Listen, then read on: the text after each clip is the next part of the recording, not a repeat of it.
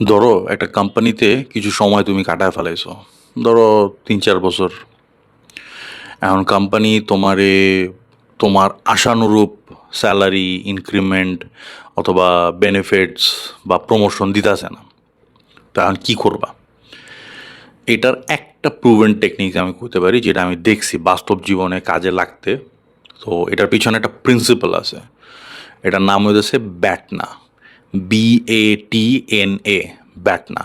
এটার full form হইতেছে best alternative to A negotiated agreement. এটা আমার বানানো কোনো প্রিন্সিপাল না ভাই, এটা হার্ভার্ড বিজনেস স্কুলের একটা কনসেপ্ট, অনেক পুরানা।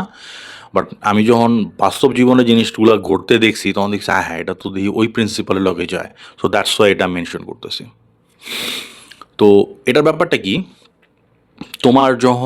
তোমার কাছে যখন কিছু একটা থাকবো, ওইটার এগেনস্টে তোমার জন্য নেগোশিয়েট করাটা যতটা ইজি হয় ততটা ইজি কিন্তু তোমার কখনোই হইব না যখন তোমার হাতে কিছুই নাই।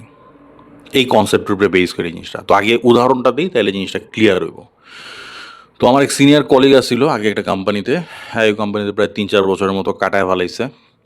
এখন হ্যাঁ দেখতেছে হ্যাঁ প্রমোশন ইনক্রিমেন্ট ওরও মাহামরি ভাবে হইতেছে না, ওই পার্সেন্টেজের চক্করে আটকায় রয়েছে। হ্যাঁ ওটা না স্যাটিসফাইড না, একটু ডিস্যাটিসফাইড আছিল।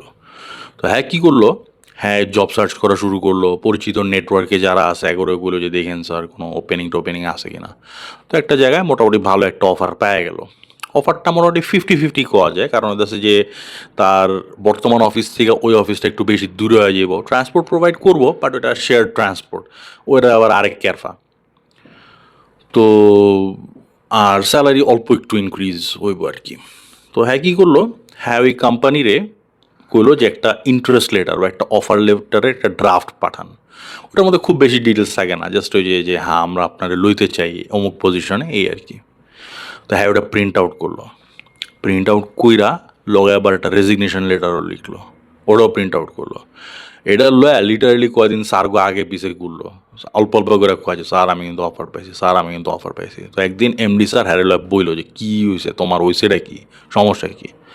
তো তখন সোজা সবটা কোয়া লাইলো যে স্যার আমি তো অন্য জায়গায় অমুক জায়গা থেকে যে দেখেন অফার পেয়ে গেছি, আমি রিজাইন করতে চাই, আমি থাকুম না এনে, আমারে হেরা চায়, আমার এখন আপনাকে কোম্পানি চোদনের আমার টাইম নেই।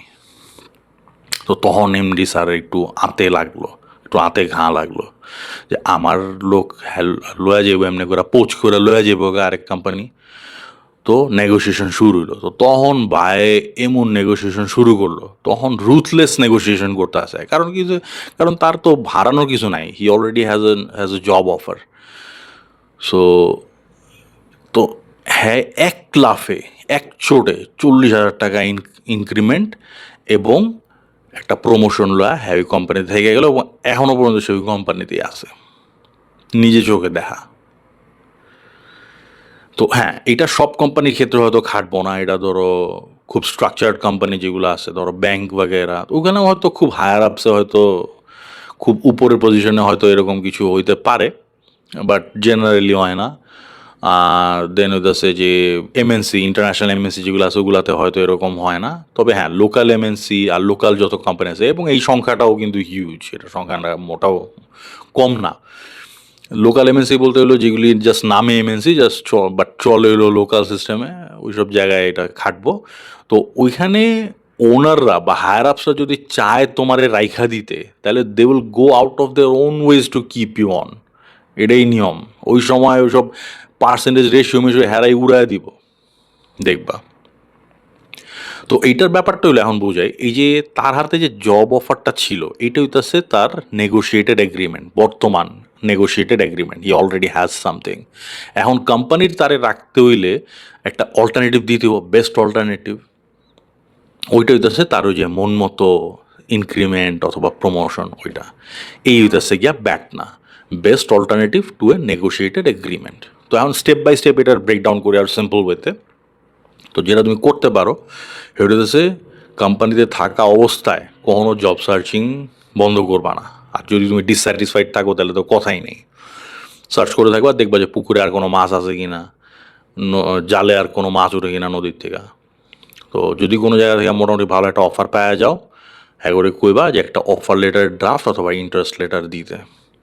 দেন তোমার হায়ার আপসে যে আছে তোমার এই স্যালারি ইনক্রিমেন্ট এগুলির তত্ত্বাবধানে হ্যার লগে বইবা নেগোশিয়েট করতে, তখন তুমি রুথলেসলি নেগোশিয়েট করবা, নিষ্ঠুরভাবে নেগোশিয়েট করবা, কোনো ছাড় দিবা না।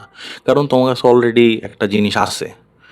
তো হ্যারা যদি মাইনা লয় ভালো কথা, আর নাইলে তোমার হারানো কিছু নাই, you already have an offer, তোমার একটা অল্টারনেটিভ অলরেডি আছে, তো তোমার ভয় পাওয়ার কিছুই নাই। এইটুকু রিস্ক লইতে হইব, এইটুকু ক্যালকুলেটেড রিস্ক যদি লও তাইলে বেনিফিটেড হইবা। এই সিম্পল ব্যাপার। তো এটা অনেকে, এটা সবার ক্ষেত্রে যে খাটবে এমন কোনো কথা নাই।